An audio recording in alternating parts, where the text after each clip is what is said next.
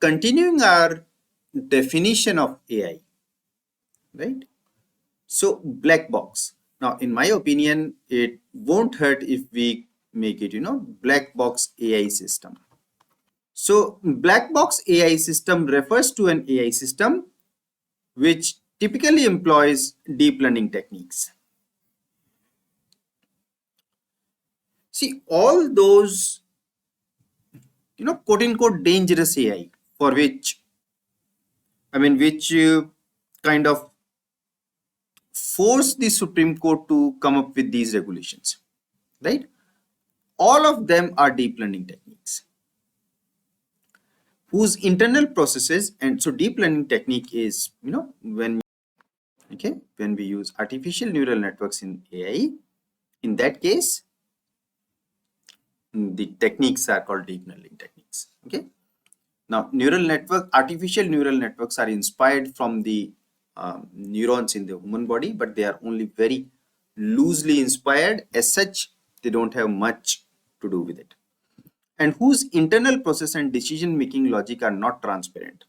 So deep learning has huge artificial neural networks, billions of parameters, and trillions are not that uncommon, right?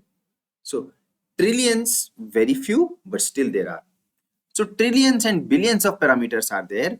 Those are deep learning techniques and whose internal process and decision making logic are not transparent. So it's not known. So for example, if there is this image in which, let's say, there is a cat, you ask it a question, do you have cat in this or not? Yes or no? And let's say it answers yes, right? So what goes here, right? How did the algorithm reach from input image to output yes? Those things are not clearly understood. So that's what it means. The decision making, the internal process and the decision making are not transparent, comprehensible, or capable of being explained. Now see, in this document itself, here we'll see so many places explainability is used. Now, or capable of being explained by reference to identifiable rules or factors accessible to the user or affected person. Now, and we'll come to those discussions later, but here itself it says that deep learning techniques are not transparent, not comprehensible, and they are not capable of being explained because of their huge sizes, by reference to identifiable rules or factors accessible to the users or affected person. Now, the rules are, the deep learning techniques are not capable of being explained. They are certainly like a black box where, so you can put things like a black box here. There goes input and here comes output. How this works, why it gave a particular output that it gave, there are no definitive answers to this. Okay, we try to find the answers, we try to speculate things, but there are no guarantees on anything. There are no guarantees, there are no understandings, and that is the problem. Why AI is creating problems these days? Why do we, if you go to AI incident, that's why we have this.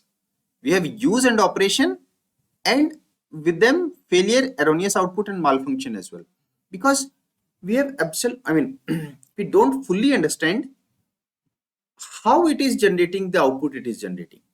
So even an intended use or operation can give us results that we had not anticipated.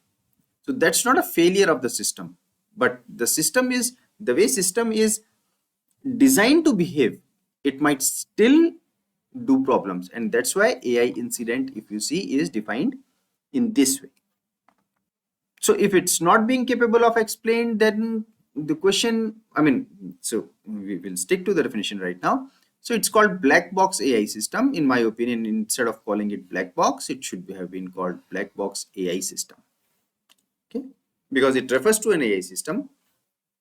So why keep it like black box? So we can't really make rules that this answer is yes because of this and so on.